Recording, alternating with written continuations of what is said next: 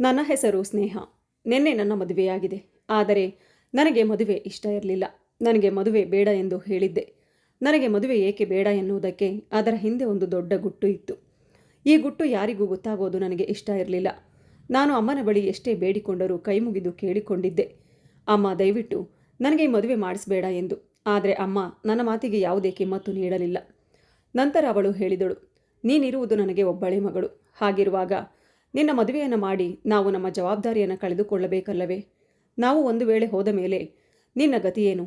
ಇದನ್ನು ಯೋಚಿಸಿ ನನಗೂ ನಿನ್ನ ಅಪ್ಪನಿಗೂ ತುಂಬ ಭಯ ಆಗಿದೆ. ಮದುವೆ ಅಂತ ಅಂದರೆ ನೀನು ಏನೋ ತಿಳ್ಕೊಂಡಿದ್ದೀಯ. ಅದು ಒಂದು ಗಂಡು ಹೆಣ್ಣಿನ ನಡುವಿನ ಒಂದು ವಿಶಿಷ್ಟವಾದ ಪವಿತ್ರ ಬಂಧನ. ನೀನು ನಿನ್ನ ಗಂಡನೊಂದಿಗೆ ತುಂಬ ಚೆನ್ನಾಗಿ ಜೀವನ ಮಾಡ್ತೀಯ ಮತ್ತು ನಾವು ಸಹ ಆಗ ನಿಶ್ಚಿಂತೆಯಿಂದ ಈ ಪ್ರಪಂಚವನ್ನು ಬಿಟ್ಟು ಹೋಗಬಹುದು ಎಂದು ಹೇಳಿದರು. ಮತ್ತು ನನ್ನ ಗೋಳಾಟವನ್ನು ನೋಡಿ ಅಮ್ಮ ನನಗೆ ಹೇಳಿದ್ಲು, ನಿನ್ನ ಕೈ ಮುಗಿದು ಕೇಳಿಕೊಳ್ತೇನೆ, ದಯವಿಟ್ಟು ಈ ರೀತಿ ಹಠ ಮಾಡಬೇಡ ಎಂದು. ಆಗ ನಾನು ಸಹ ನನ್ನ ಅಮ್ಮನ ಅಳುವನ್ನು ನೋಡಲಾಗದೆ ಅಸಹಾಯಕವಾಗಿ ಈ ಮದುವೆಗೆ ಒಪ್ಪಿಕೊಳ್ಳಬೇಕಾಯಿತು. ಮದುವೆ ಏನೋ ಹಾಗೆ ಹೋಯಿತು. ಆದರೆ ಈ ದಿನ ನನ್ನ ಪ್ರಸ್ತುತ ಕಾರ್ಯವನ್ನು ಇಟ್ಟುಕೊಂಡಿದ್ದರು. ಈ ದಿನ ನಾನು ನನ್ನ ಗಂಡನ ಮನೆಗೆ ಬಂದಿದ್ದೆ. ಈಗ ನನ್ನನ್ನು ನನ್ನ ಗಂಡನ ರೂಮಿನಲ್ಲಿ ಕೂರಿಸಿದ್ದರು. ಮುಂದೆ ಏನಾಗುವುದು ಎಂದು ನಾನು ತುಂಬ ಭಯದಿಂದ ಇದ್ದೆ. ಆ ಭಯ ನನ್ನ ಹೃದಯ ಬಡಿತವನ್ನು ಜೋರಾಗಿಸಿತ್ತು. ಕೈಕಾಲುಗಳೆಲ್ಲವೂ ತಣ್ಣಗಾಗತೊಡಗಿದವು. ಸಮಯ ಮುಂದೆ ಹೋಗುತ್ತಿದ್ದಂತೆ ನನ್ನ ಹೆದರಿಕೆ ಇನ್ನೂ ಹೆಚ್ಚಾಯಿತು. ಸ್ವಲ್ಪ ಹೊತ್ತಿನ ನಂತರ ನನ್ನ ಗಂಡ ಚೇತನ್ ರೂಮಿನೊಳಗೆ ಬಂದರು. ಅದನ್ನು ನೋಡಿ ನನ್ನ ಪ್ರಾಣವೇ ಹೋದಂತಾಯಿತು. ನಂತರ ಮುಂದೆ ಏನಾಗುವುದು ಎಂದು ನನ್ನ ಹೃದಯದಲ್ಲಿ ಒಂದು ರೀತಿಯ ಕಸಿವಿಸಿ ಉಂಟಾಯಿತು. ಈಗ ಚೇತನ್ ನನ್ನ ಮುಂದೆ ಬಂದು ನಿಂತುಕೊಂಡಿದ್ದರು. ಅವನು ಒಮ್ಮೆ ನನ್ನನ್ನು ನೋಡಿದ. ಮತ್ತೆ ಅವನು ರೂಮಿನ ಬಾಗಿಲನ್ನು ಲಾಕ್ ಮಾಡಿ ಹೊರಕ್ಕೆ ಹೊರಟು ಹೋದರು. ಅವನು ಬಾಗಿಲನ್ನು ಲಾಕ್ ಮಾಡಿ ಸ್ವಲ್ಪ ಹೊತ್ತಿನ ನಂತರ ಮತ್ತೆ ರೂಮಿಗೆ ವಾಪಸ್ ಬಂದ. ಮತ್ತು ಆಗ ನನ್ನ ಗಂಡನ ಅಣ್ಣನ ಹೆಂಡತಿ ರೇಖಾ ಬಿಳಿ ಬಣ್ಣದ ಹಾಸಿಗೆ ಬಟ್ಟೆಯನ್ನು ತೆಗೆದುಕೊಂಡು ಬಂದು ನಿಂತಿದ್ದಳು ಮತ್ತು ಹೇಳಿದಳು, ಮದುವೆಯ ಗಡಿಬಿಡಿಯಲ್ಲಿ ನಾನು ಇದನ್ನು ಮರೆತೇ ಹೋಗಿದ್ದೆ. ನಿನ್ನ ಗಂಡ ನೆಂಟರಿಷ್ಟರ ಮುಂದೆ ಒಂದೇ ಒಂದು ಸೆಕೆಂಡ್ನಲ್ಲಿ ನನ್ನ ಮರ್ಯಾದೆಯನ್ನು ಪೂರ್ತಿಯಾಗಿ ತೆಗೆದುಬಿಟ್ಟ. ಎಲ್ಲಿ ಸ್ವಲ್ಪ, ನಾನು ಹಾಸಿಗೆ ಬಟ್ಟೆಯನ್ನು ಬದಲಿಸಬೇಕು, ಈ ಕಡೆ ಬಾ ಎಂದರು. ಮತ್ತು ಹಾಸಿಗೆಗೆ ಹಾಸಿದ್ದ ಹಳೆಯ ಬಟ್ಟೆಯನ್ನು ತೆಗೆದು ಅವರು ತಂದಿದ್ದ ಬಿಳಿ ಬಟ್ಟೆಯನ್ನು ಹಾಕಿದರು. ಇದನ್ನು ನೋಡಿ ಯಾರೋ ನನ್ನ ವ್ಯಕ್ತಿತ್ವವನ್ನು ಹಿಂಡಿದ ಹಾಗೆ ಆಯಿತು. ರೇಖಾ ಹೇಳಿದಳು, ಮದುವೆ ಗಡಿಬಿಡಿ ಎಂದರೆ ಮನುಷ್ಯನಿಗೆ ಒಂದು ಕ್ಷಣವೂ ಪುರುಸೊತ್ತು ಅನ್ನೋದೇ ಇರೋದಿಲ್ಲ. ಆದರೂ ಈ ವಿಷಯದಲ್ಲಿ ಚೇತನ್ ತುಂಬ ಕಟ್ಟುನಿಟ್ಟಾಗಿದ್ದಾನೆ. ಅವನು ಹಾಸಿಗೆ ಬಟ್ಟೆ ಚೇಂಜ್ ಮಾಡಿಲ್ಲ ಎಂದು ಕೆಳಗೆ ಬಂದು ತುಂಬ ರಂಪಾಟ ಮಾಡಿಬಿಟ್ಟ ಎಂದು ಹೇಳುತ್ತಾ ಅವರು ಬಟ್ಟೆಯನ್ನು ಹಾಸಿದರು. ಚೇತನ್ ಕೋಪದಿಂದ ಕೂಗಾಡಿ ನನ್ನ ಬಳಿ ಬಂದು ಹೀಗೆ ಹೇಳಿದ, ಅತ್ತಿಗೆ, ನಿಮಗೆ ಮೊದಲೇ ಹೇಳಿದ್ದೆ ಅಲ್ವೇ ನನ್ನ ಮದುವೆ ಫಸ್ಟ್ ನೈಟ್ ದಿನ ರಾತ್ರಿ ಬಿಳಿ ಬಟ್ಟೆಯನ್ನು ಹಾಸಿಗೆ ಮೇಲೆ ಹಾಸಬೇಕು ಎಂದು. ಆದರೆ ನಾನು ಈಗ ನೋಡಿ ಬಂದೆ, ಹಾಸಿಗೆ ಮೇಲೆ ಬಿಳಿ ಬಟ್ಟೆಯನ್ನು ಹಾಸಿಲ್ಲ. ಹೀಗಾದರೆ ನನಗೆ ಹೇಗೆ ತಿಳಿಯಬೇಕು ಹುಡುಗಿ ಕುಮಾರಿಯ ಅಥವಾ ಚಾರಿತ್ರಹೀನಳೋ ಎಂದು? ನಾನು ರೇಖಾಳ ಮಾತನ್ನು ಕೇಳಿ ನಡುಗಿ ಹೋದೆ. ಈಗ ಅವಳು ರೂಮಿನಿಂದ ಹೊರಗೆ ಹೋಗಿದ್ದಳು. ಈಗಂತೂ ನನ್ನ ಹೃದಯವೇ ನಿಂತು ಹೋದಂತಾಯಿತು. ನಾನು ಕೈಯಲ್ಲಿ ನಟಿಕೆಗಳನ್ನು ತೆಗೆಯುತ್ತಿದ್ದೆ. ಈಗ ಏನು ಮಾಡಬೇಕು ಏನು ಮಾಡಬಾರದು ಎಂದೇ ನನಗೆ ತಿಳಿಯುತ್ತಿರಲಿಲ್ಲ. ನಂತರ ರೂಮಿನ ಬಾಗಿಲು ತೆಗೆದೇ ಇತ್ತು. ಚೇತನ್ ರೂಮಿನೊಳಗೆ ಬಂದರು. ಈಗ ನಾನು ಸ್ವಲ್ಪ ಸುಧಾರಿಸಿಕೊಂಡೆ. ಅವರು ನನ್ನ ಬಳಿ ಬಂದು ಕುಳಿತರು. ನಾನು ಅವರು ನನ್ನ ಪಕ್ಕ ಕುಳಿತುಕೊಳ್ಳುತ್ತಿದ್ದಂತೆ ನಡುಗುತ್ತಿದ್ದೆ. ಆಗ ಅವರು ನನ್ನ ಭುಜವನ್ನು ಹಿಡಿದುಕೊಂಡು ಅವರ ಕಡೆ ತಿರುಗಿಸಿದರು. ಆದರೆ ಆಗಲೂ ಸಹ ನಾನು ಅವರ ಮುಖವನ್ನು ನೋಡದೆ ತಲೆ ತಗ್ಗಿಸಿದೆ. ಸ್ವಲ್ಪ ಹೊತ್ತಿನವರೆಗೂ ಚೇತನ್ ನನ್ನ ಮುಖವನ್ನು ನೋಡುತ್ತಾ ಹೇಳಿದರು, ನೀನು ನೋಡಲು ತುಂಬ ಸುಂದರವಾಗಿದ್ದೀಯ. ನಿನ್ನ ಸೌಂದರ್ಯದ ಬಗ್ಗೆ ನಾನು ರೇಖಾ ಅತ್ತಿಗೆಯಿಂದ ಕೇಳಿಕೊಂಡಿದ್ದೆ. ಅವರೆಲ್ಲರೂ ನಿನ್ನ ಮುಂದೆ ಏನೂ ಅಲ್ಲ. ರೇಖಾ ಅತ್ತಿಗೆ ಯಾವಾಗಲೂ ನಿನ್ನ ಸೌಂದರ್ಯವನ್ನು ತುಂಬ ಹೊಗಳುತ್ತಿದ್ದರು. ಆದರೆ ಈಗ ನಿನ್ನನ್ನು ನೋಡಿ ನನಗೆ ಅನಿಸ್ತಿದೆ, ಇಂದು ನೀನು ಅವರು ಹೇಳಿದ್ದಕ್ಕಿಂತ ಹೆಚ್ಚಾಗಿ ಸುಂದರವಾಗಿದ್ದೀಯಾ ಎಂದರು. ಅದನ್ನು ಹೇಳುತ್ತಾ ಚೇತನ್ ಜೇಬಿನಿಂದ ಒಂದು ಚಿಕ್ಕ ಬಾಕ್ಸನ್ನು ತೆಗೆದರು. ಅವರು ನನಗೆ ಈ ದಿನ ಗಿಫ್ಟ್ ಕೊಡುವುದಕ್ಕಾಗಿ ಅದನ್ನು ತಂದಿದ್ದರು ಮತ್ತು ಅದನ್ನು ತೆಗೆದು ಅದರಲ್ಲಿ ಒಂದು ಚಿನ್ನದ ಮೂಗುತಿ ಇತ್ತು. ಅದನ್ನು ತೆಗೆದು ಅವರೇ ನನ್ನ ಮೂಗಿಗೆ ಹಾಕಿದರು. ಅವರು ನನ್ನ ಮುಖದ ಮೇಲೆ ಮೂಗುತಿ ಹಾಕಲು ಕೈಯಿಟ್ಟಾಗ ಅವರ ಕೈ ಬೆರಳುಗಳು ನನ್ನ ಮುಖದ ಮೇಲೆಲ್ಲ ಆಟವಾಡತೊಡಗಿದವು. ಅದನ್ನು ಕಂಡು ನನಗೆ ತುಂಬ ಹಿಂಸೆಯಾಯಿತು. ಚೇತನ್ ಕಣ್ಣು ಕೆಂಪಾದವು. ಹಾಗೆ ಅವರು ನನ್ನ ಹತ್ತಿರಕ್ಕೆ ಬರುತ್ತಿದ್ದರು. ಆದರೆ ನಾನು ಇದ್ದಕ್ಕಿದ್ದಂತೆ ದೂರ ಸರಿದೆ. ಆಗ ಚೇತನ್ ನಗುತ್ತಾ ಹೇಳಿದ, ಸ್ನೇಹ, ಈಗ ನಮ್ಮಿಬ್ಬರ ಮದುವೆಯಾಗಿದೆ. ಅದು ನಿನಗೆ ಗೊತ್ತಿದೆಯಲ್ಲವೇ? ಗಂಡ ಹೆಂಡತಿಯ ಸಂಬಂಧ ಇದೇ ರೀತಿ ಇರುತ್ತದೆ. ನಮ್ಮಿಬ್ಬರ ನಡುವೆ ಯಾವುದೇ ಪರದೆ ಇಲ್ಲ ಎಂದು ಹೇಳುತ್ತಾ ನನ್ನ ಕೈಯನ್ನು ಹಿಡಿದುಕೊಂಡ್ರು. ಬಹುಶಃ ಅವರು ನನ್ನ ವಿಶ್ವಾಸಕ್ಕೆ ತೆಗೆದುಕೊಳ್ಳಲು ಪ್ರಯತ್ನಿಸುತ್ತಿದ್ದರು. ಆದರೆ ನಾನು ಅದರಿಂದ ತಪ್ಪಿಸಿಕೊಳ್ಳಲು ಪ್ರಯತ್ನಿಸುತ್ತಿದ್ದೆ. ಆಗ ಅವನು ಮತ್ತೆ ನನಗೆ ತಿಳಿಸಿ ಹೇಳಿದ, ನೋಡು ಸ್ನೇಹ, ಹುಡುಗಿಯರು ಈ ಸಮಯದಲ್ಲಿ ತುಂಬ ಹೆದರುತ್ತಾರೆ ಎಂದು ನನಗೆ ಗೊತ್ತಿದೆ. ಆದರೆ ನನ್ನಿಂದ ನಿನಗೆ ಆ ರೀತಿ ಯಾವುದೇ ತೊಂದರೆ ಆಗೋದಿಲ್ಲ. ಯಾಕಂದರೆ ನಾನು ನಿನ್ನ ಗಂಡ ಎಂದನು. ನನಗೆ ತಿಳಿದ ಮಟ್ಟಿಗೆ ಅವನು ನಾನು ಗಾಬರಿ ಪಟ್ಟುಕೊಂಡದ್ದನ್ನು ಮತ್ತು ಬೆವರುತ್ತಿದ್ದನ್ನು ನೋಡಿ ನನಗೆ ತಿಳಿಸುವ ಪ್ರಯತ್ನ ಮಾಡ್ತಿದ್ದ. ಆದರೆ ನಾನು ಗಾಬರಿಯಿಂದ ಬೆವರುತ್ತಿದ್ದ ಕಾರಣವೇ ಬೇರೆ ಇತ್ತು. ನನ್ನ ಹುಟ್ಟಿದ ಮನೆಯಿಂದ ಬರುವುದಕ್ಕಿಂತ ಮುಂಚೆ ನಾನು ನಿದ್ದೆ ಮಾತ್ರೆಗಳನ್ನು ತೆಗೆದುಕೊಂಡು ಇಲ್ಲಿಗೆ ಬಂದಿದ್ದೆ. ಈಗ ನನ್ನ ಕಣ್ಣಿಗೆ ನಿದ್ದೆ ಆವರಿಸಿತ್ತು. ನನಗೆ ಇಷ್ಟೇ ನೆನಪಿತ್ತು, ಚೇತನ್ ನನ್ನನ್ನು ಎಬ್ಬಿಸಲು ಅಲ್ಲಾಡಿಸುತ್ತಿದ್ದರು ಎಂದು ನನಗೆ ಅನಿಸ್ತಿತ್ತು. ಮತ್ತು ಅವರು ಸ್ನೇಹ, ಏನಾಗಿದೆ ನಿನಗೆ ಎಂದು ಕೇಳುತ್ತಿದ್ದರು. ಇದಾದ ನಂತರ ನನ್ನ ಕಣ್ಣ ಮುಂದೆ ಕತ್ತಲು ಆವರಿಸಿತು. ಮತ್ತೆ ನಾನು ಎಚ್ಚರವಾದಾಗ ನನಗೆ ಗ್ಲೂಕೋಸ್ ಹಾಕಲಾಗಿತ್ತು. ನಾನು ನನ್ನ ರೂಮ್ನಲ್ಲಿದ್ದೆ. ಆಗ ರೇಖಾ ಅಕ್ಕ ಮತ್ತು ನನ್ನ ಗಂಡನ ಅಣ್ಣ ನನ್ನ ಬಳಿ ಬಂದು ಕುಳಿತಿದ್ರು. ಆಗಲೇ ಚೇತನ್ ಕೂಡ ರೂಮಿನೊಳಗೆ ಬಂದರು. ನಾನು ಎಲ್ಲರನ್ನ ನೋಡಿದ ತಕ್ಷಣ ಎದ್ದು ಕುಳಿತುಕೊಳ್ಳಲು ಪ್ರಯತ್ನಿಸಿದೆ. ಆಗ ರೇಖಾ ಹೇಳಿದ್ಲು, ನೀನು ಇನ್ನೂ ಸ್ವಲ್ಪ ಹೊತ್ತು ಮಲಗು ಎಂದು. ಎಚ್ಚರವಾಗುತ್ತಿದ್ದಂತೆ ಅವರು ಹೇಳಿದರು. ಆಗ ಡಾಕ್ಟರ್ ಬಂದು ಗ್ಲೂಕೋಸ್ ಮುಗಿದ ತಕ್ಷಣ ಈ ಪೈಪನ್ನು ತೆಗೆದು ಬಿಡಿ ಎಂದು ನಂತರ ನನಗೆ ಕೆಲವು ಔಷಧಿಗಳನ್ನು ಬರೆದುಕೊಟ್ಟು ಹೇಳಿ ಹೊರಟು ಹೋದರು. ನನಗೆ ಹಾಲು ಕೊಡಲು ಈಗ ರೇಖಾ ಸಹ ರೂಮಿನಿಂದ ಹೊರಟು ಹೋದ್ಲು. ಅವಳ ಹಿಂದೆಯೇ ರೇಖಾ ಗಂಡ ಕೂಡ ಹೊರಟು ಹೋದರು. ಈಗ ನಾನು ಚೇತನ್ ಅವರನ್ನು ನೋಡಿದಾಗ ಅವರು ಬಹಳ ಚಿಂತೆಯಲ್ಲಿರುವಂತೆ ಅನಿಸಿತು. ತುಂಬ ಕೋಪದಿಂದ ರೂಮಿನಲ್ಲಿ ಆ ಕಡೆ ಈ ಕಡೆ ಓಡಾಡ್ತಿದ್ರು. ನಾನು ಟೈಮ್ ನೋಡಿದಾಗ ಸಮಯ ಬೆಳಗ್ಗೆ 7 ಗಂಟೆ ಆಗಿತ್ತು. ನಾನು ಇನ್ನೂ ಮದುವೆಯ ಬಟ್ಟೆಯಲ್ಲಿ ಇದ್ದೆ. ಆದರೆ ಚೇತನ್ ನನ್ನ ಬಟ್ಟೆಯನ್ನು ಬದಲಿಸಿದ್ದರು ಮತ್ತು ನನ್ನ ಬಳಿ ಬಂದು ಸಿಟ್ಟಿನಿಂದ ನೋಡುತ್ತಾ ಹೇಳಿದರು, ಇದೆಂಥ ಹುಚ್ಚಾಟ ನಿನ್ನದು, ನೀನು ರಾತ್ರಿ ನಿದ್ದೆ ಮಾತ್ರೆ ತೆಗೆದುಕೊಂಡಿದ್ದೀಯಾ ಎಂದಾಗ ನಾನು ಏನೂ ಹೇಳಲಿಲ್ಲ ಮತ್ತು ಅವನ ಕೋಪದ ಮುಖವನ್ನು ನೋಡಲಾಗದೆ ತಪ್ಪಿಸಿಕೊಂಡೆ. ಆಗ ಅವರು ಹೇಳಿದರು, ಸ್ನೇಹ ಪ್ಲೀಸ್ ಟೆಲ್ ಮಿ ಸಮಥಿಂಗ್, ನಿನ್ನ ಬುದ್ಧಿ ಹಾಳಾಗಿಲ್ಲ ತಾನೆ ಎಂದಾಗ ನಾನು ಹೇಳಿದೆ, ನನಗೆ ಇದನ್ನು ಬಿಟ್ಟರೆ ಬೇರೆ ದಾರಿ ಇರಲಿಲ್ಲ, ಐ ಆಮ್ ಸಾರಿ, ಯಾಕಂದರೆ ನನಗೆ ಮದುವೆ ಅಂದರೆ ತುಂಬ ಹೆದರಿಕೆ ಇತ್ತು ಎಂದಾಗ ನನ್ನ ಮಾತು ಕೇಳಿ ಚೇತನನ್ನು ನೋಡುತ್ತಿದ್ದರು. ನಿನಗೆ ಹೆದರಿಕೆಯಾದರೆ ಈ ರೀತಿ ಮಾಡಬೇಕಿತ್ತಾ? ನಿನ್ನ ಹೆದರಿಕೆಯಿಂದ ನಮ್ಮೆಲ್ಲರನ್ನ ಹೆದರಿಸಿ ಇಡೀ ರಾತ್ರಿ ನಾವೆಲ್ಲರೂ ಚಿಂತೆ ಮಾಡುವಂತೆ ಮಾಡಿದೆ. ಯಾವ ಹುಡುಗಿಯು ತನ್ನ ಮೊದಲ ರಾತ್ರಿ ಎಂದು ನಿದ್ದೆ ಮಾತ್ರೆಯನ್ನು ತೆಗೆದುಕೊಳ್ಳುವುದಿಲ್ಲ. ಎಲ್ಲ ಹುಡುಗಿಯರು ಮದುವೆಯಾಗುತ್ತಾರೆ. ಮೊದಲ ರಾತ್ರಿ ಎಲ್ಲ ಹುಡುಗಿಯರಿಗೂ ಭಯ ಅನ್ನುವುದು ಸಹಜ.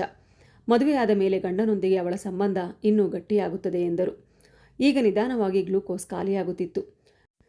ಚೇತನ್ ಆ ಪೈಪ್ ತೆಗೆದು ಕ್ಯಾಪ್ ಹಾಕಿದರು ಮತ್ತು ನನಗೆ ಅರ್ಥ ಮಾಡಿಸಿ ಹೇಳಿದರು, ಈ ದಿನ ರಾತ್ರಿ ನಾನು ಬಹಳ ದೊಡ್ಡ ಕನಸನ್ನು ಕಂಡಿದ್ದೆ.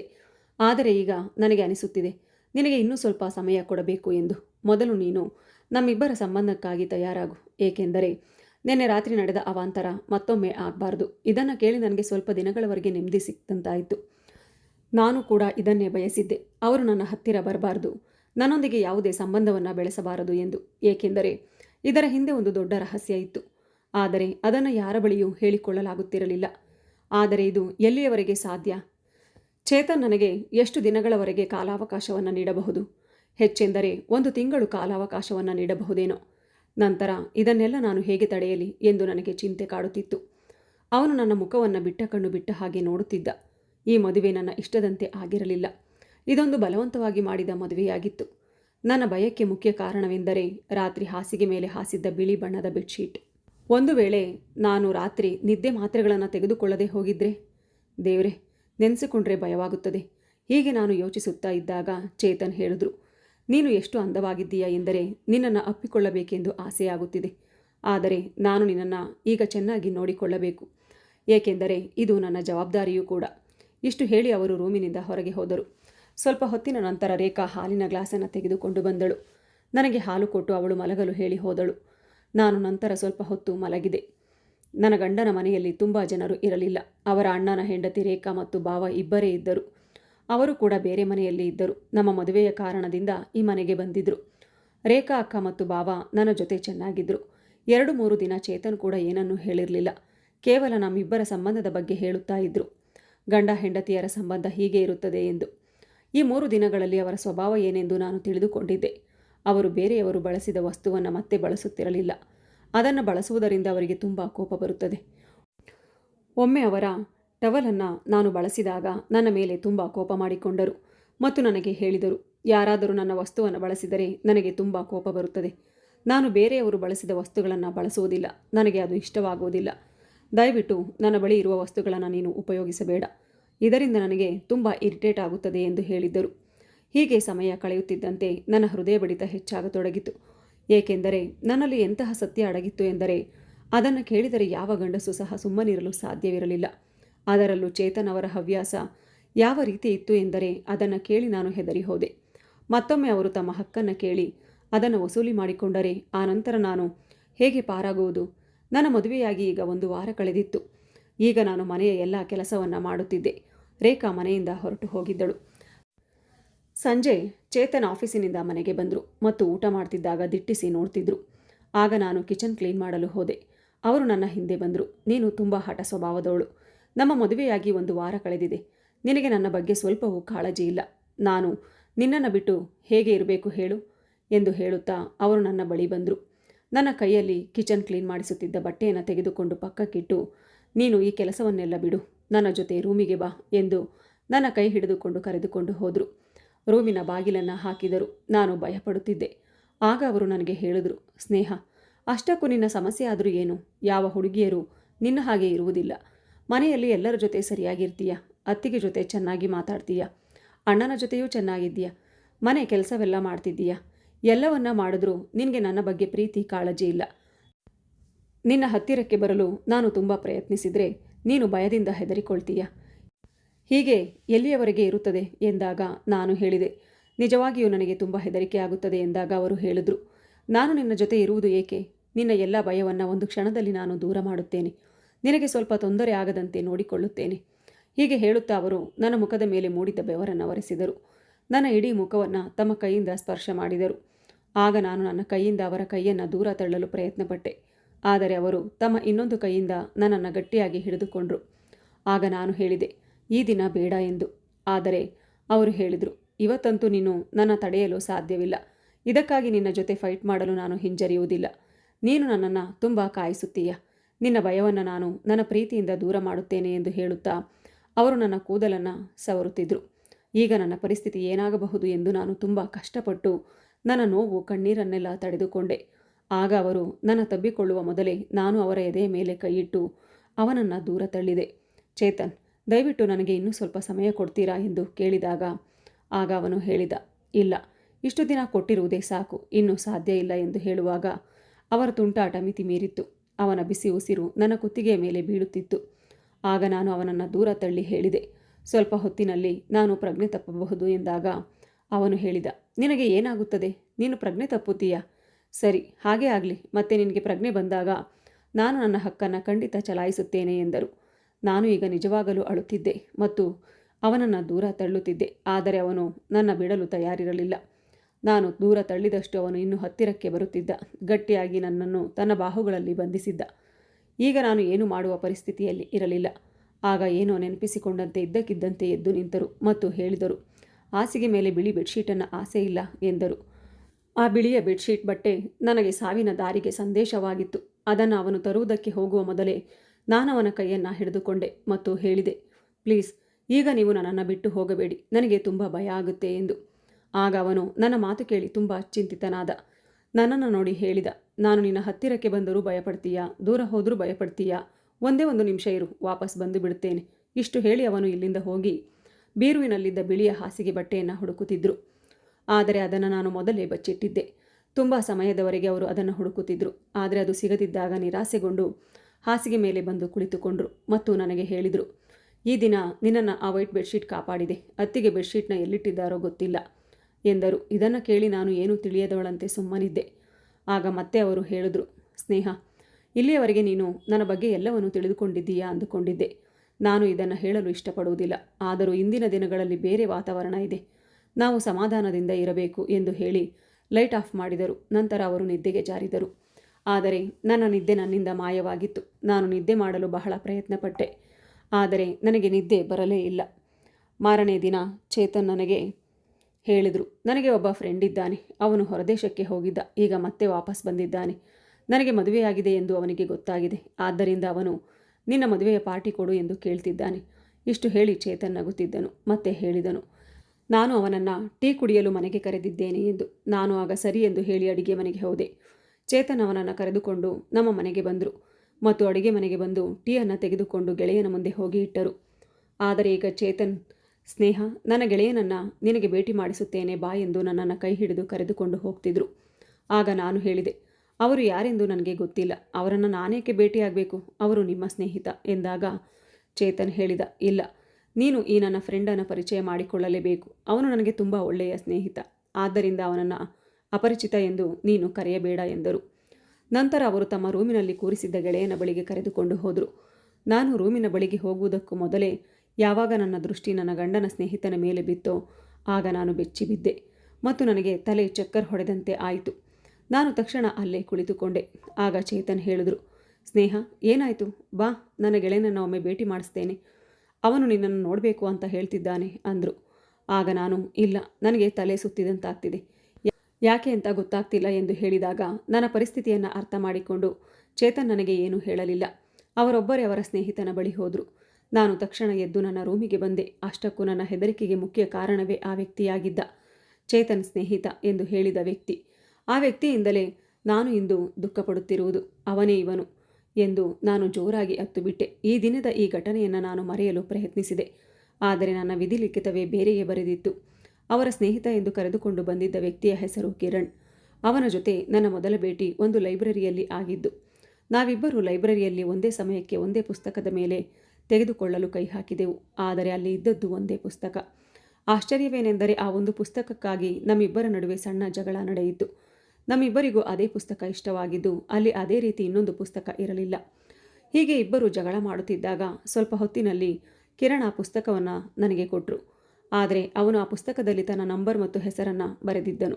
ನಾನು ಅದನ್ನು ತೆಗೆದುಕೊಂಡು ಮನೆಗೆ ಬಂದು ನೋಡಿದಾಗ ಅದರ ಮೇಲೆ ಇದ್ದ ಹೆಸರು ಮತ್ತು ಫೋನ್ ನಂಬರನ್ನು ನೋಡಿ ಕೋಪ ಬಂತು.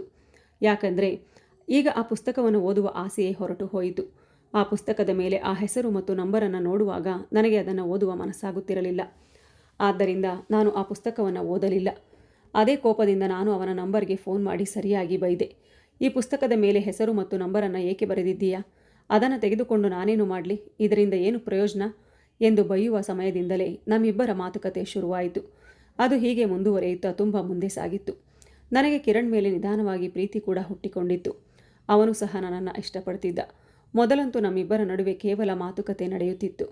ನಂತರ ಅವನು ನನ್ನ ತುಂಬ ಹೊಗಳುತ್ತಿದ್ದ. ಅದು ನನಗೆ ತುಂಬ ಇಷ್ಟ ಆಗ್ತಿತ್ತು. ಮೊದಲ ನೋಟದಲ್ಲಿ ನೀನು ನನಗೆ ತುಂಬ ಇಷ್ಟವಾಗಿ ಬಿಟ್ಟಿದ್ದೆ. ನಾನು ಬೇಕಂತಲೇ ನಿನ್ನ ಜೊತೆ ಆ ದಿನ ಪುಸ್ತಕಕ್ಕಾಗಿ ಜಗಳವಾಡಿದೆ. ನಿಜವಾಗ್ಲೂ ನನಗೆ ಆ ಪುಸ್ತಕ ಬೇಕಿರಲಿಲ್ಲ. ನಾನು ಆಸೆ ಪಟ್ಟಿದ್ದರೆ ಇನ್ನೊಂದು ಪುಸ್ತಕ ತೆಗೆದುಕೊಳ್ಳಬಹುದಿತ್ತು. ಆದರೆ ನನಗೆ ನಿನ್ನ ಬಗ್ಗೆ ಅಲ್ಲಿ ಆಸಕ್ತಿ ಹೆಚ್ಚಾಗಿತ್ತು. ಆದ್ದರಿಂದಲೇ ನಾನು ಆ ಪುಸ್ತಕದ ಮೇಲೆ ನನ್ನ ನಂಬರ್ ಮತ್ತು ಹೆಸರನ್ನು ಬರೆದು ನಿನಗೆ ಕೊಟ್ಟು ಬಿಟ್ಟೆ. ಮೊದಲು ನಿನ್ನ ಜೊತೆ ಫ್ರೆಂಡ್ಶಿಪ್ ಮಾಡಬೇಕೆಂದು ಅಂದುಕೊಂಡಿದ್ದೆ ಎಂದು ಅವನು ಹೇಳಿದ. ಆದರೆ ಅವನು ನನ್ನ ತುಂಬ ಪ್ರೀತಿ ಮಾಡ್ತಿದ್ದ. 8 ತಿಂಗಳಲ್ಲಿ ನಾವಿಬ್ಬರು ಒಬ್ಬರನ್ನೊಬ್ಬರು ಬಿಟ್ಟಿರಲಾರದಷ್ಟು ಪ್ರೀತಿ ಮಾಡ್ತಿದ್ವು. ಈಗ ನಮ್ಮ ನಡುವೆ ಯಾವುದೇ ವಿಷಯದ ಅಂತರವಿರಲಿಲ್ಲ. ನಾವಿಬ್ಬರು ಎಲ್ಲ ವಿಚಾರಗಳನ್ನು ಶೇರ್ ಮಾಡಿಕೊಳ್ಳುತ್ತಿದ್ದೆವು. ಆದರೆ ನಾವಿಬ್ಬರು ಆ ರೀತಿ ಮಾಡಬಾರದಿತ್ತು. ಮನುಷ್ಯ ಪ್ರೀತಿಯ ಬಲೆಯಲ್ಲಿ ಸಿಕ್ಕಿಕೊಂಡರೆ ತನ್ನ ಇತಿಮಿತಿಗಳನ್ನು ಮರೆಯುತ್ತಾನೆ. ನಮಗೂ ಸಹ ಹೀಗೆ ಆಗಿತ್ತು. ನಿಧಾನವಾಗಿ ನಾನು ಪ್ರೀತಿಯಲ್ಲಿ ಮುಳುಗಿ ಹೋಗಿದ್ದೆ. ಬಹುಶಃ ಆ ವಯಸ್ಸಿನಲ್ಲಿ ಎಲ್ಲರಿಗೂ ಇದೇ ರೀತಿ ಆಗುತ್ತದೆ ಅನಿಸುತ್ತದೆ. ಆಗ ನಾನು ಇನ್ನು ಕೇವಲ ದ್ವಿತೀಯ PUC ಓದುತ್ತಿದ್ದೆ. ಆ ವಯಸ್ಸಿನಲ್ಲಿ ತಮ್ಮ ಮನಸ್ಸನ್ನು ಹಿಡಿತದಲ್ಲಿ ಇಟ್ಟುಕೊಳ್ಳಲು ಸಾಧ್ಯವಾಗುವುದಿಲ್ಲ. ಮನಸ್ಸು ತುಂಬ ಚಂಚಲವಾಗಿರುತ್ತದೆ. ಒಂದು ದಿನ ಕಿರಣ್ ನನ್ನ ಭೇಟಿಯಾಗಲು ಹೊರಗಡೆ ಕರೆದಿದ್ದ. ನನಗೂ ಕೂಡ ಅದೇ ಬೇಕಿತ್ತು. ಕೇವಲ ಮಾತನಾಡುತ್ತಿದ್ದುದರಿಂದ ನಮಗೆ ಸಮಾಧಾನ ಅನ್ನಿಸ್ತಿರಲಿಲ್ಲ. ಆಗ ನಾನು ಯೋಚಿಸಿ ನಾನು ಸಹ ಅವರನ್ನು ಭೇಟಿ ಆಗಬೇಕು ಅಂದುಕೊಂಡೆ. ನಾವು ಒಬ್ಬರನ್ನೊಬ್ಬರು ಎದುರು ಬದುರು ನೋಡುತ್ತಾ ಉದ್ವೇಗಗೊಂಡೆವು. ನಮ್ಮಿಬ್ಬರಿಗೂ ಆ ಸಮಯದಲ್ಲಿ ಭಾವನೆಗಳನ್ನು ತಡೆದು ಹಿಡಿದಿಟ್ಟುಕೊಳ್ಳಲಾಗಲಿಲ್ಲ. ಆದರೆ ಈ ಬಾರಿ ಏನು ನಡೆಯಬಾರದಾಗಿತ್ತು ಅದೆಲ್ಲವೂ ನಡೆದೇ ಹೋಯಿತು. ನಾನು ಆ ದಿನ ಕಾಲೇಜಿಗೆ ಹೋದೆ. ಆದರೆ ನಿಜ ಸಮಾಚಾರವೇನೆಂದರೆ ನಾನು ಕಿರಣ್ಣನ್ನು ಭೇಟಿ ಮಾಡಬೇಕಿತ್ತು. ಮೊದಲ ಭೇಟಿಯಲ್ಲಿ ನಾವಿಬ್ಬರು ಹೊರಗಡೆ ಎಲ್ಲಾದರೂ ಭೇಟಿಯಾಗುತ್ತಿದ್ದೆವು. ಆದರೆ ಕೇವಲ ಪರಸ್ಪರ ನೋಡಿ ಮಾತನಾಡಿ ನಮ್ಮ ಹೃದಯ ತೃಪ್ತಿಪಡುತ್ತಿರಲಿಲ್ಲ. ನಾವು ಒಬ್ಬರನ್ನೊಬ್ಬರು ಇನ್ನೂ ಹತ್ತಿರ ಇರಲು ಇಷ್ಟಪಟ್ಟಿದ್ದೆವು. ನಾನು ಈ ಸಲ ಕಿರಣ್ ಬಳಿ ಹೇಳಬೇಕು ಅಂದುಕೊಂಡೆ. ಮದುವೆ ಸಂಬಂಧಕ್ಕಾಗಿ ನಿಮ್ಮ ತಂದೆ ತಾಯಿಯನ್ನು ನಮ್ಮ ಮನೆಗೆ ಕಳುಹಿಸು ಎಂದು. ಕಿರಣ್ ಆಸೆ ಕೂಡ ಅದೇ ಆಗಿತ್ತು. ಅವನು ತನ್ನ ಗೆಳೆಯನ ಮನೆಗೆ ನನ್ನನ್ನು ಕರೆದುಕೊಂಡು ಹೋದ. ನಾವಿಬ್ಬರೇ ಆ ಮನೆಯಲ್ಲಿ ಇರುವುದರಿಂದ ನನಗೆ ಒಮ್ಮೆ ಭಯವಾಯಿತು. ನಂತರ ನನಗೆ ಆ ಭಯವು ಕಡಿಮೆಯಾಯಿತು. ಆಗ ಕಿರಣ್ ಹೇಳಿದ, ನಾನು ಅಣ್ಣನ ಜೊತೆಯಲ್ಲಿ ಮಲೇಷಿಯಾಗೆ ಹೋಗ್ತಿದ್ದೇನೆ. 2 ವರ್ಷಗಳ ನಂತರ ಮತ್ತೆ ಬರುತ್ತೇನೆ. ಆ ನಂತರ ನಿನ್ನನ್ನು ಮದುವೆಯಾಗುತ್ತೇನೆ ಎಂದು ಹೇಳಿದ. ಈ 2 ವರ್ಷಗಳಲ್ಲಿ ನಾನು ಸೆಟಲ್ ಆದ ಮೇಲೆ ನಿಮ್ಮ ಮನೆಯವರು ಸಹ ನನ್ನ ಮದುವೆಗೆ ಒಪ್ಪಿಕೊಳ್ಳುತ್ತಾರೆ ಎಂದು ಕೂಡ ಹೇಳಿದ. ಅವನ ಮಾತನ್ನು ಕೇಳಿ ಈಗ ನನ್ನ ಕಣ್ಣಲ್ಲಿ ನೀರು ತುಂಬಿತು. ಆಗ ನಾನು ಕಿರಣ್ಗೆ ಹೇಳಿದೆ, ಈ 2 ವರ್ಷ ನಾನು ಹೇಗೆ ಕಳೆಯಬೇಕು? ನಿನ್ನನ್ನು ಬಿಟ್ಟು ನಾನು ಬದುಕಿರಲಾರೆ ಎಂದು. ಅವನಿಗೂ ಸಹ ಹೀಗೆ ಆಗಿತ್ತು. ನಾನು ಅಳುತ್ತಾ ಅಳುತ್ತಾ ಯಾವಾಗ ಅವನಿಗೆ ಹತ್ತಿರವಾದೆನೋ ನನಗೆ ಗೊತ್ತಿಲ್ಲ. ನಾನು ಅವನ ಭುಜದ ಮೇಲೆ ತಲೆ ಇಟ್ಟು ಮತ್ತೆ ಜೋರಾಗಿ ಅಳುತ್ತಿದ್ದೆ. ಹೀಗೆ ಮೊದಲ ಬಾರಿಗೆ ನಮ್ಮಿಬ್ಬರ ಮಿಲನವಾಯಿತು. ಕಿರಣ್ ಜೀವನದಲ್ಲೂ ಸಹ ಯಾವ ಹುಡುಗಿಯೋ ಇಷ್ಟೊಂದು ಹತ್ತಿರ ಬಂದಿರಲಿಲ್ಲ ಮತ್ತು ನನ್ನ ಜೀವನದಲ್ಲೂ ಯಾವುದೇ ಹುಡುಗನನ್ನು ನಾನು ಇಷ್ಟೊಂದು ಪ್ರೀತಿ ಮಾಡಿ ಹಚ್ಚಿಕೊಂಡಿರಲಿಲ್ಲ. ನೀನು ಯಾವುದೇ ಚಿಂತೆ ಮಾಡಬೇಡ ಸ್ನೇಹ. ಈಗ ನನಗೆ ಯಾವುದೇ ಕೆಲಸ ಇಲ್ಲ. ನಿನ್ನ ತಂದೆ ತಾಯಿ ಸಹ ಕೆಲಸ ಇಲ್ಲದೆ ನನ್ನ ಜೊತೆ ನಿನ್ನನ್ನು ಮದುವೆ ಮಾಡಿಕೊಡಲಾರರು ಎಂದು ಹೇಳಿದ. ನಾನು ಕೂಡ ನಿನ್ನನ್ನು ಬಿಟ್ಟಿರೋದಕ್ಕೆ ಆಗಲ್ಲ ಎಂದಾಗ, ನನಗೆ ನಿನ್ನ ನೆನಪಿನಲ್ಲಿ ಕಾಯ್ದು ಉಳಿಯುವಂತಹ ಒಂದು ನೆನಪಿನ ಗಿಫ್ಟನ್ನು ಕೊಡು. ನಾನು ಅಲ್ಲಿ ಹೋದಾಗ ಅದನ್ನು ಮನದಲ್ಲಿ ನೆನಪು ಮಾಡಿಕೊಳ್ಳುತ್ತೇನೆ ಮತ್ತು ಅದಕ್ಕಾಗಿ ನಾನು ಬದುಕಿರುತ್ತೇನೆ. ಇಂತಹ ಸುಂದರ ಕ್ಷಣಗಳನ್ನು ನೆನಪು ಮಾಡಿಕೊಂಡು ಅಲ್ಲಿ ನಾನು ನೆಮ್ಮದಿಯಾಗಿ ಇರಬಹುದು ಎಂದನು. ಅದನ್ನು ಕೇಳಿ ನಾನು ಒಂದು ಕ್ಷಣ ಗಾಬರಿಯಾದೆ ಮತ್ತು ಅವನನ್ನು ದೂರ ತಳ್ಳಿದೆ. ಅದೆಲ್ಲ ಏನೂ ಬೇಡ ಎಂದು ಹೇಳಿದೆ. ಆದರೆ ಅವನ ಪ್ರೀತಿಯ ಮುಂದೆ ನಾನು ತಲೆ ಬಾಗಿಸಲೇಬೇಕಾಯಿತು. ನಾನು ಅವನನ್ನು ಹೆಚ್ಚು ತಿರಸ್ಕರಿಸಲಾಗಲಿಲ್ಲ. ನಂತರ ಇಬ್ಬರು ತುಂಬ ಹತ್ತಿರವಾಗತೊಡಗಿದೆವು. ಆ ಸಂದರ್ಭದಲ್ಲಿ ಇದು ನನ್ನ ಜೀವನಕ್ಕೆ ಒಂದು ಕಪ್ಪು ಚುಕ್ಕೆ ಆಗಬಹುದು ಎಂದು ನನಗೆ ಅನಿಸಿರಲಿಲ್ಲ. ಆಗ ನಾನು ನನ್ನನ್ನು ಕಳೆದುಕೊಂಡಿದ್ದೆ ಮತ್ತು ಜೋರಾಗಿ ಅಳುತ್ತಿದ್ದೆ. ಆಗ ಅವನು, ನಾನು ಎಂದಿಗೂ ನಿನಗೆ ಮೋಸ ಮಾಡೋದಿಲ್ಲ ಎಂದು ನನ್ನ ಸಮಾಧಾನ ಮಾಡಿದ. ಆಗ ನಾನು ಹೇಳಿದೆ, ಕಿರಣ್, ನನಗೆ ತುಂಬ ಭಯ ಆಗ್ತಿದೆ. ನೀನು ಬರುವುದು ತುಂಬ ಲೇಟ್ ಆದರೆ ನಾನೇನು ಮಾಡಬೇಕು? ಇಲ್ಲ ಸ್ನೇಹ, ಲೇಟ್ ಆಗುವುದಿಲ್ಲ. ನಾನು 2 ವರ್ಷಗಳಲ್ಲಿ ವಾಪಸ್ ಬರ್ತೇನೆ. ಆದರೆ ಅಲ್ಲಿಯವರೆಗೆ ನೀನು ಮದುವೆ ಮಾತ್ರ ಮಾಡ್ಕೋಬೇಡ. ನನಗಾಗಿ ಕಾಯುತ್ತಿರು. ಒಂದು ವೇಳೆ ಮನೆಯಲ್ಲಿ ಏನಾದರೂ ಹುಡುಕಿದರೆ ಯಾವುದಾದರೂ ಒಂದು ನೆಪ ಹೇಳಿ ತಪ್ಪಿಸಿಕೊ ಎಂದು ಹೇಳಿ ಹೊರಟು ಹೋಗಿದ್ದರು. ತಿರುಗಿ ಬರಲೇ ಇಲ್ಲ. ಮೊದಮೊದಲು ಅವನು ನನ್ನೊಂದಿಗೆ ತುಂಬ ಮಾತಾಡ್ತಿದ್ದ. ಕಾಲ ನಂತರ ಅವನ ಫೋನ್ ಕೂಡ ಬರುವುದು ಕಡಿಮೆಯಾಗಿ ಕೊನೆಗೆ ನಿಂತೇ ಹೋಯಿತು. ಈಗ ಅವನ ಫೋನ್ ಸ್ವಿಚ್ ಆಫ್ ಅಂತ ಬರ್ತಿತ್ತು. ಅದಾದ ನಂತರ ನನಗೆ ಏನು ಮಾಡಬೇಕೆಂದು ಅರ್ಥವಾಗಲಿಲ್ಲ. ಈಗ ಅವನನ್ನು ಕಾಂಟ್ಯಾಕ್ಟ್ ಮಾಡುವುದು ಕಷ್ಟವಾಗಿತ್ತು. ಆದರೂ ಕೂಡ ನಾನು 3 ವರ್ಷದವರೆಗೆ ಅವನಿಗೋಸ್ಕರ ಕಾಯುತ್ತಿದ್ದೆ. ನನಗೀಗ ಸಂಬಂಧಗಳು ಬರುತ್ತಿದ್ದವು. ನಾನು ನನ್ನ ತಂದೆ ತಾಯಿಗೆ ಏನಾದರೂ ಒಂದು ಕಾರಣ ಹೇಳಿ ತಪ್ಪಿಸಿಕೊಳ್ಳುತ್ತಿದ್ದೆ. ಆದರೆ ಚೇತನ್ ಮದುವೆಯಾಗುವುದರಿಂದ ಯಾವುದೇ ಕೊರತೆ ಇರಲಿಲ್ಲ. ಅವನು ತುಂಬ ಸುಂದರವಾಗಿದ್ದ. ಅವನಲ್ಲಿ ಕೆಲಸ ಕೂಡ ಇತ್ತು. ಹೀಗಿದ್ದಾಗ ನಾನು ಅವನನ್ನು ಹೇಗೆ ತಿರಸ್ಕಾರ ಮಾಡಲಿ? ಚೇತನ್ ಜೊತೆಗೆ ಕೊನೆಗೆ ನನ್ನ ಮದುವೆಯಾಯಿತು. ನಾನು ಈಗ ಅವನ ಹೆಂಡತಿಯಾಗಿ ಮನೆಗೆ ಬಂದಿದ್ದೆ. ಆದರೆ ಮದುವೆಯಾದ ಮೊದಲ ದಿನವೇ ಬಿಳಿಯ ಬೆಡ್ಶೀಟ್ ನೋಡಿ ನಾನು ಬೆಚ್ಚಿ ಬಿದ್ದಿದ್ದೆ. ಯಾಕೆಂದರೆ ಆ ದಿನ ನಾನು ಪವಿತ್ರಳಾಗಿಲ್ಲ ಎಂದು ಚೇತನ್ಗೆ ಗೊತ್ತಾಗುತ್ತಿತ್ತು. ಅಷ್ಟಲ್ಲದೆ ಈಗ ಕಿರಣ್ ಕೂಡ ನನ್ನ ಮುಂದೆ ಬಂದು ನಿಂತಿದ್ದ. ಆ 3 ವರ್ಷಗಳು ಕಾಯುವಾಗ ಬರದಿದ್ದವನು ಈಗ ಏಕೆ ನನ್ನ ಜೀವನವನ್ನು ಹಾಳು ಮಾಡಲು ಬಂದಿದ್ದಾನೆ? ಮೊದಲೇ ನಾನು ತುಂಬ ಸಂಕಷ್ಟದಲ್ಲಿ ನನ್ನ ಜೀವನವನ್ನು ಸಾಗಿಸುತ್ತಿದ್ದೇನೆ. ನನ್ನ ಗಂಡ ಬಿಳಿಯ ಬಟ್ಟೆಯನ್ನು ಹಾಸಿಗೆಯ ಮೇಲೆ ಹಾಸದೆ ಪ್ರಸ್ಥ ಮಾಡಿಕೊಳ್ಳುವುದಿಲ್ಲ ಎಂದು ಹಠ ಹಿಡಿದಿದ್ದಾನೆ. ಅವನಿಗೆ ನನ್ನ ಕನ್ಯತ್ವದ ಸಾಕ್ಷಿ ಬೇಕಿತ್ತು. ಈಗ ರಾತ್ರಿ ಆಗಿತ್ತು ಮತ್ತು ಕೇಳಿದರು, ನಿನಗೆ ಏನಾಯಿತು ಎಂದು. ಆಗ ನಾನು ನನ್ನ ತಲೆ ಸಿಡಿದಂತೆ ಆಗುತ್ತಿದೆ ಎಂದು ಹೇಳಿದಾಗ, ಡಾಕ್ಟರ್ ಬಳಿ ಹೋಗೋಣ ಬಾ ಎಂದು ಹೇಳಿದ. ಆಗ ನಾನು ಹೇಳಿದೆ, ಬೇಡ, ತಲೆನೋವಿನ ಮಾತ್ರೆ ತೆಗೆದುಕೊಳ್ಳುತ್ತೇನೆ, ಸ್ವಲ್ಪ ಹೊತ್ತಿನಲ್ಲಿ ಸರಿ ಹೋಗಬಹುದು ಎಂದು ಹೇಳಿದೆ. ಆಗ ಚೇತನ್ ಹೇಳಿದ, ನನಗೆ ತುಂಬ ಹತ್ತಿರದ ಗೆಳೆಯನ ಜೊತೆ ನೀನು ಸಹ ಭೇಟಿಯಾಗಿ ಕುಳಿತು ಸ್ವಲ್ಪ ಮಾತನಾಡಬೇಕೆಂಬುದು ನನ್ನ ಆಸೆಯಾಗಿತ್ತು. ನಿನಗೆ ಗೊತ್ತಾ, ನನ್ನ ಗೆಳೆಯ ಕಿರಣ್ಗೂ ಸಹ ಮೋಸವಾಗಿದೆ. ಅವನು ಸಹ ಒಂದು ಹುಡುಗಿಯನ್ನು ಪ್ರೀತಿಸ್ತಿದ್ದ. ಆದರೆ ಆ ಹುಡುಗಿ ಅವನಿಗೆ ಮೋಸ ಮಾಡಿದ್ದಾಳೆ. ಅವನು ಆ ಹುಡುಗಿಗಾಗಿ ಬೇರೆ ದೇಶಕ್ಕೆ ಕೆಲಸಕ್ಕೂ ಕೂಡ ಹೋಗಿದ್ದ. ಅವನ ಕಾಲ ಮೇಲೆ ನಿಂತುಕೊಳ್ಳಬೇಕು ಎಂದು ಅವನು ಜೀವನದಲ್ಲಿ ಸೆಟಲ್ ಆಗಬೇಕು ಅಂದುಕೊಂಡಿದ್ದ ಮತ್ತು ಆ ಹುಡುಗಿಯೊಂದಿಗೆ ಮದುವೆ ಮಾಡಿಕೊಳ್ಳಬೇಕು ಅಂತ ಕೂಡ ಅಂದುಕೊಂಡಿದ್ದ. ಆದರೆ ಆ ಹುಡುಗಿ ಅವನಿಗೆ ಮೋಸ ಮಾಡಿಬಿಟ್ಟಳು. ನಂತರ ಅವನಿಗೆ ಆಕ್ಸಿಡೆಂಟ್ ಆಯಿತು. ಅದರಲ್ಲಿ ಅವನಿಗೆ ಒಂದು ಕಾಲು ಸಹ ಕಳೆದುಕೊಂಡ. ಈಗ ಸಹ ಅವನು ಸ್ಟಿಕ್ ಹಿಡಿದುಕೊಂಡೇ ಓಡಾಡುತ್ತಾನೆ. ಆಕ್ಸಿಡೆಂಟ್ನಲ್ಲಿ ಅವನು ಫೋನ್ ಕೂಡ ಕಳೆದು ಹೋಯಿತು. ಅದರಲ್ಲಿ ಅವನು ಪ್ರೀತಿ ಮಾಡುತ್ತಿದ್ದ ಹುಡುಗಿಯ ನಂಬರ್ ಇತ್ತು. ಅವನ ಹುಡುಗಿಯ ನಂಬರ್ ಕೂಡ ಸಿಗಲಿಲ್ಲ. ಅವನಿಗೆ ಯಾವ IT ಕಂಪನಿಯಲ್ಲಿ ಕೆಲಸ ಸಿಕ್ಕಿತ್ತೋ ಆ ಕಂಪನಿಯವರು ಅವನಿಗೆ ಒಳ್ಳೆಯ ಟ್ರೀಟ್ಮೆಂಟ್ ಕೊಡಿಸಿದರು. ಆದರೆ ಅವನನ್ನು 3 ವರ್ಷಗಳವರೆಗೆ ಹಾಸ್ಪಿಟಲ್ನಲ್ಲಿ ಇಟ್ಟಿದ್ದರು. ಅವನ ಕಾಲು ಯಾವಾಗ ಸರಿಯಾಗುತ್ತೋ ಪುನಃ ಅವನು ಕೆಲಸಕ್ಕೆ ಜಾಯಿನ್ ಆಗಬಹುದು ಎಂದು ಹೇಳಿದ್ದಾರೆ. 3 ವರ್ಷಗಳ ತನಕ ಅವಳಿಗಾಗಿ ಅವನು ಕಾಯುತ್ತಿದ್ದ. ಆ ಹುಡುಗಿಯೊಂದಿಗೆ ಮಾತನಾಡೋದಕ್ಕೆ ತುಂಬ ಆಸೆಯಿಂದ ಕಾಯ್ತಿದ್ದ. ಆದರೆ ಅವಳೊಂದಿಗೆ ಮಾತನಾಡಲು ಅವಳ ನಂಬರ್ ಇರಲಿಲ್ಲ. ಅವನು ಮತ್ತೆ ಪುನಃ ಇಲ್ಲಿಗೆ ಬಂದಾಗ ಅವಳಿಗೆ ಮದುವೆಯಾಗಿರುವುದು ಅವನಿಗೆ ತನ್ನ ಸ್ನೇಹಿತರಿಂದ ಗೊತ್ತಾಯಿತು. ಆ ಹುಡುಗಿ ಅವನಿಗೆ ಮೋಸ ಮಾಡಿರುವುದು ಗೊತ್ತಾಗಿ ಅವಳು ಅವನಿಗಾಗಿ ಕಾಯಲಿಲ್ಲ ಎಂದು ತಿಳಿದು ಅದರಿಂದ ಅವನು ತುಂಬ ನೊಂದುಕೊಂಡ. ಇದನ್ನು ಹೇಳಿಕೊಳ್ಳಲು ಅವನು ಇಲ್ಲಿಗೆ ಬಂದಿದ್ದ. ನಿನಗೆ ಗೊತ್ತಾ, ಮದುವೆಯ ರಾತ್ರಿ ನಾನು ಹಾಸಿಗೆಯ ಮೇಲೆ ಬಿಳಿ ಬಟ್ಟೆಯನ್ನು ಏಕೆ ಹಾಸಬೇಕು ಎಂದುಕೊಂಡಿದ್ದೆ ಎಂದರೆ, ನನ್ನ ಗೆಳೆಯ ಕಿರಣ್ ನನ್ನ ಪ್ರೀತಿ ಮಾಡಿ ಎಲ್ಲ ಮಿತಿಯನ್ನು ಮೀರಿಯೂ ಆ ಹುಡುಗಿ ಮತ್ತೊಬ್ಬರ ಜೊತೆ ಮದುವೆಯಾಗಿ ಖುಷಿ ಖುಷಿಯಿಂದ ತನ್ನ ಜೀವನವನ್ನು ನಡೆಸುತ್ತಿದ್ದಾಳೆ. ತನ್ನ ಗಂಡನಿಗೆ ಮೋಸ ಮಾಡುತ್ತಿದ್ದಾಳೆ. ಅಂತಹ ಹುಡುಗಿಯರ ಬಗ್ಗೆ ನಾನು ತುಂಬ ಕೇಳಿದ್ದೇನೆ. ಮದುವೆಗೂ ಮುಂಚೆ ಬೇರೆ ಹುಡುಗರೊಂದಿಗೆ ಸಂಬಂಧವನ್ನು ಇಟ್ಟುಕೊಳ್ಳುತ್ತಾರೆ. ಆನಂತರ ಅದು ಅವರನ್ನು ಮದುವೆಯಾಗುವ ಗಂಡನಿಗೆ ತಿಳಿಯುವುದಿಲ್ಲ ಆ ಹುಡುಗಿ ಪವಿತ್ರವಾಗಿದ್ದಾಳಾ ಅಥವಾ ಅಪವಿತ್ರವಾಗಿದ್ದಾಳೋ ಎಂದು. ಈ ಮಾತನ್ನು ಚೇತನ್ ಬಾಯಿಂದ ಕೇಳಿ ಭೂಮಿ ಕುಸಿದಂತಾಯಿತು. ನನಗೆ ಸಹಿಸಿಕೊಳ್ಳಲು ಸಾಧ್ಯವಾಗಲಿಲ್ಲ. ಆಗ ನಾನು ಚೇತನ್ ಬಳಿ ಬಂದು ಜೋರಾಗಿ ಹತ್ತುಬಿಟ್ಟೆ. ಆಗ ಚೇತನ್, ಯಾಕೆ, ಏನಾಯಿತು ಎಂದು ಕೇಳಿದಾಗ ನಾನು ಅವರ ಮುಂದೆ 2 ಕೈ ಜೋಡಿಸಿ ಕೈ ಮುಗಿಯುತ್ತಾ ಹೇಳಿದೆ, ಚೇತನ್, ದಯವಿಟ್ಟು ನನ್ನನ್ನು ಕ್ಷಮಿಸಿ. ನಾನು ತುಂಬ ದೊಡ್ಡ ತಪ್ಪು ಮಾಡಿದ್ದೇನೆ. ನಿಮ್ಮ ಬಳಿ ಸುಳ್ಳು ಹೇಳಿ ನಾನು ನನ್ನ ಜೀವನವನ್ನು ನಿಮ್ಮೊಂದಿಗೆ ನಡೆಸಲು ಇನ್ನು ಮುಂದೆ ಸಾಧ್ಯವಿಲ್ಲ ಎಂದು ಹೇಳಿ ನನ್ನ ಜೀವನದ ಎಲ್ಲ ಸತ್ಯವನ್ನು ಚೇತನ್ ಬಳಿ ಹೇಳಿದೆ. ಆಗ ಅವರು ಗಾಬರಿಯಾದರು. ನಂತರ, ನಿಮಗೆ ಗೊತ್ತಾ, ಕಿರಣ್ ನನ್ನ ಪ್ರೀತಿ ಮಾಡಿದ ಹುಡುಗಿ ನಾನೇ. ನನಗೆ ಗೊತ್ತಾಗದೆ ನಾನು ಇಂತಹ ಪಾಪದ ಕೆಲಸವನ್ನು ಮಾಡಿಬಿಟ್ಟೆ. ಆದರೆ ನಾನು 3 ವರ್ಷಗಳವರೆಗೂ ಅವನು ಬರಬಹುದೆಂದು ಕಾಯುತ್ತಿದ್ದೆ. ಆದರೆ ಅವನು ನನಗೆ ಮೋಸ ಮಾಡಿದ್ದಾನೆ ಎಂದು ತಿಳಿದುಕೊಂಡು ನಾನು ನಿಮ್ಮ ಜೊತೆ ಮದುವೆಯಾದೆ. ಆದರೆ ಅವನ ಜೀವನದಲ್ಲಿ ಈ ದುರ್ಘಟನೆ ನಡೆದಿದೆ ಎನ್ನುವ ಸತ್ಯ ನನಗೆ ಗೊತ್ತಿರಲಿಲ್ಲ. ನಿಮ್ಮ ಜೊತೆ ಮದುವೆಯಾದ ಮೇಲೆ ನಿಮಗೆ ಈ ವಿಷಯ ತಿಳಿದರೆ ನನಗೆ ಡೈವರ್ಸ್ ಕೊಡಬಹುದು ಮತ್ತು ಅಂದಿಗೆ ನನ್ನ ಜೀವನ ಸರ್ವನಾಶವಾಗಬಹುದು ಎಂದು ನಾನು ತುಂಬ ಹೆದರಿಕೊಂಡಿದ್ದೆ. ಆದ್ದರಿಂದ ನೀವು ನನ್ನ ಹತ್ತಿರ ಬರದೇ ಇರುವ ಹಾಗೆ ನಾನು ಎಲ್ಲ ರೀತಿಯಿಂದಲೂ ತಡೆಯುತ್ತಿದ್ದೆ. ನಿಮಗೆ ಸತ್ಯ ತಿಳಿಯಬಾರದು ಎಂಬುದೇ ನನ್ನ ಉದ್ದೇಶವಾಗಿತ್ತು. ಆದರೆ ನಿಮ್ಮ ಕೆಲವು ನಿರ್ಧಾರಗಳನ್ನು ನೋಡಿ ನನಗೆ ತುಂಬ ಹೆದರಿಕೆಯಾಗಿತ್ತು.